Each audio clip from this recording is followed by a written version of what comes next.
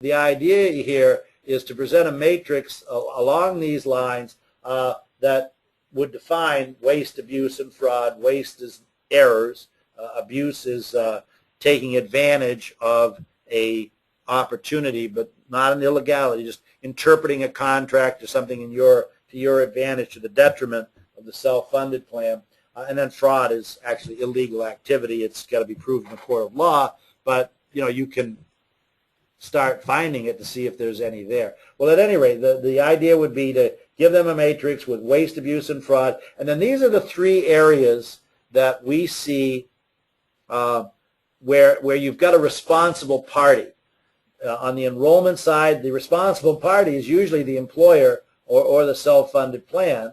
On the administrative side, it's usually the third-party administrator or whoever, the ASO, whoever it is that you have administering the plan, paying the claims, and then the providers are obviously the providers.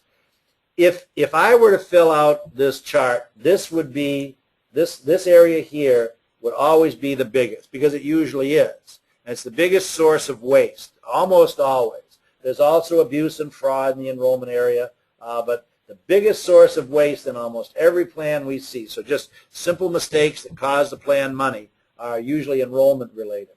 Abuse is almost always centralized right here.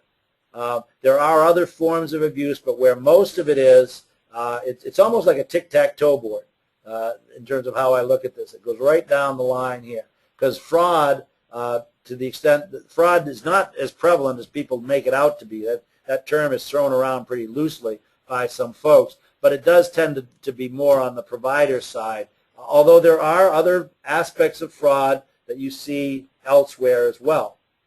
So if I were to fill this chart out, I'd say I'd expect most of our waste to be here, most of our abuse to be here, and most of our fraud to be there. But others may have totally different opinions on that.